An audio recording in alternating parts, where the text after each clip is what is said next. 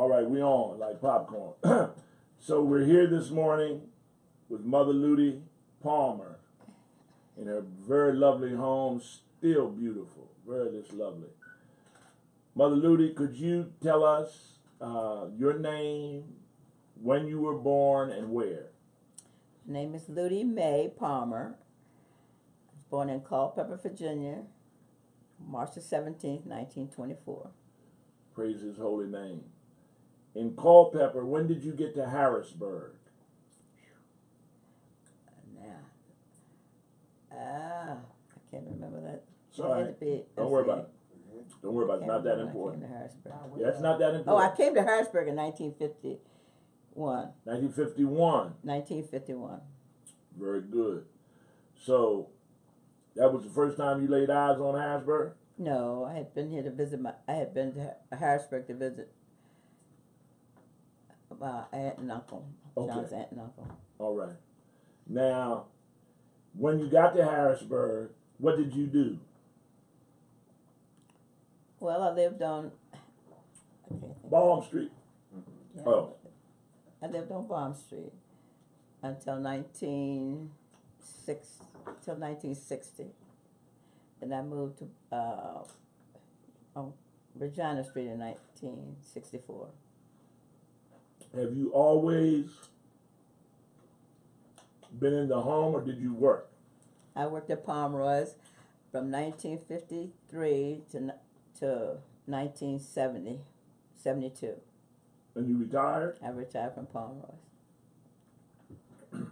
Now, these are some questions related to your time in Culpeper. You left there in the 20s. I mean, you were living there in the 20s. Yes. Did you experience with your family the Depression?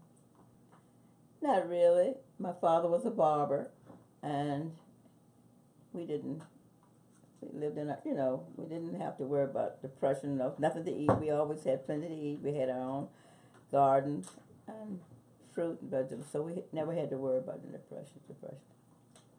Well, some of the other people that we've interviewed have made this statement. Would you say that's true? Excuse me for eating.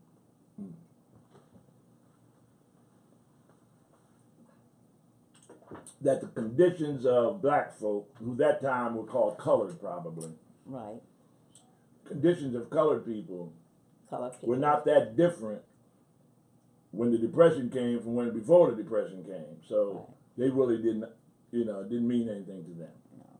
Would that be pretty true? That would be true, yes. Okay.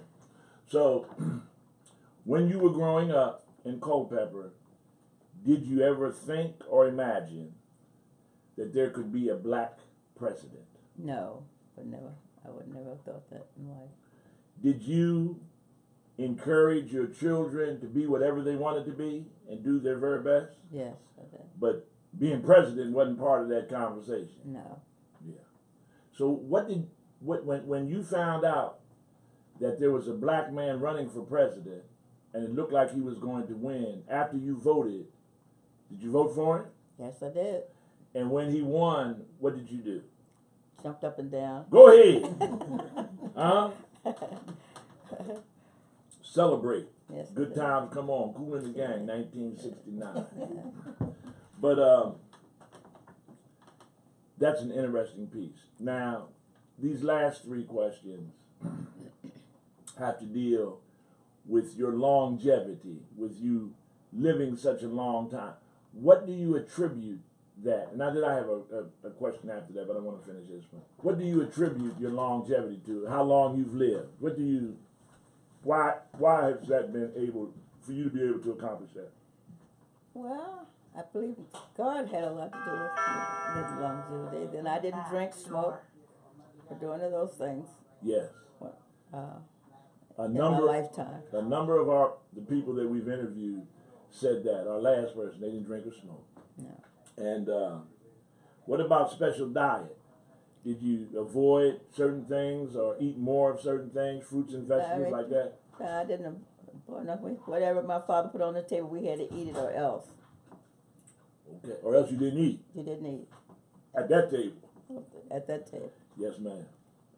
They need to bring that rule back. And I wanted to ask you about this. You got married when? I get my November the 5th, 1946. And so you met your husband. 1946. You met your husband prior to coming to Harrisburg. Is John Elway from? No, I didn't know my husband prior to coming to Harrisburg. Yes, I did. You had to. You get me mixed up with things with Culpeper. Yes, yeah. I met him prior to coming to Culpeper. Coming to Harrisburg. So is he from there? That area? No, my husband's from Arlington, Virginia. From Arlington, where the National Cemetery is. Yes.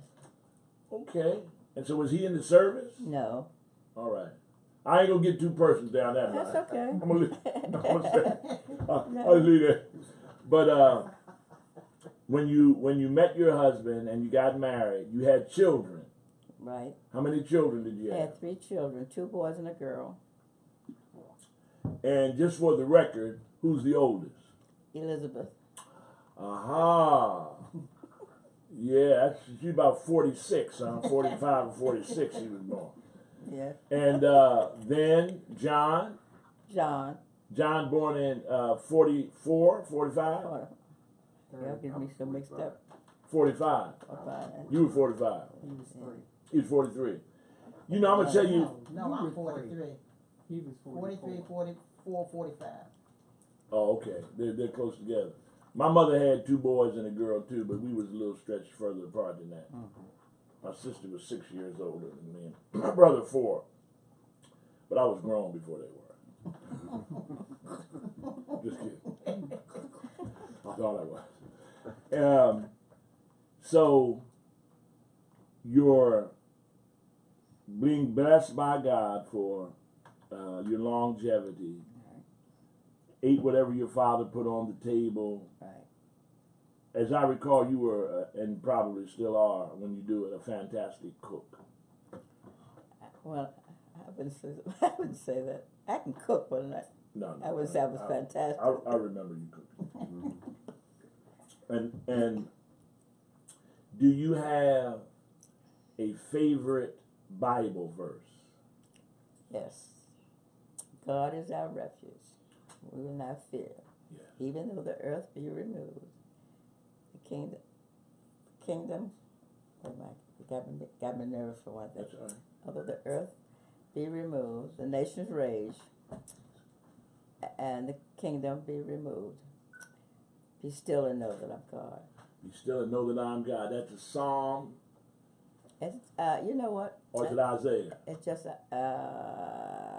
I think it's Isaiah. I think it's Isaiah too. Yeah, it's Isaiah. I can't think of what, I think it's 30 something, but yeah. But be still and know that I'm God. He's our refuge, our rock. Wow. It's a beautiful thing. Now, lastly, if you had to provide some words of advice, some living words to help people live better lives, what would those words be?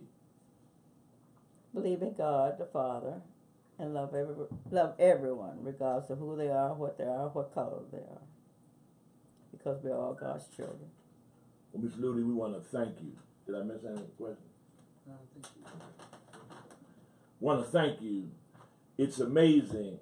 Mike and I were talking about this the other day, that the interviews that we've made with our seasoned citizens have been invigorating for us in a number of ways. But the most important, I believe, for me personally, is that the zest for living and the peace that they all have is so very plain and evident. And I found something out. I don't know if your children found this out yet. My mother lived to be 93. She's been gone. It'll be 5 years in 2018. But I found this out 3 years ago. Everything my mom said was true. Everything my grandmother said was true. Everything she said was true. She wasn't wrong on one thing. Everything my grandmother said, Yeah. because she was crazy, was true. I see it today, every day. Everything she ever said. It's a beautiful thing. Yeah. It really is. It's beautiful. Liz, Leonard, get around, Mom. Let me just get I a didn't know, Yeah. I didn't know your mom was 93 when she I passed. didn't Yeah, she was 93. Last She time was I born in saw- 1919. Last time I saw she was coming out of Pomeroy. Oh man, that was some time ago. Yeah, she liked to shop, so she was down there a lot. And then she liked, they had a pecan nut roll at the candy place in Pomeroy. Pecan nut roll. Right, Man, right. I love it. The only place I can get something close to that now is Cracker Barrel. But I still love them. All right, guys. They just tilt your head a little bit over the other way. This way? Yeah, Oh, this not yeah. this way. Right, yeah. That's a beautiful shot. That's beautiful. Well, praise the Lord. We're good. All right. We're real good. And Mike and I, we're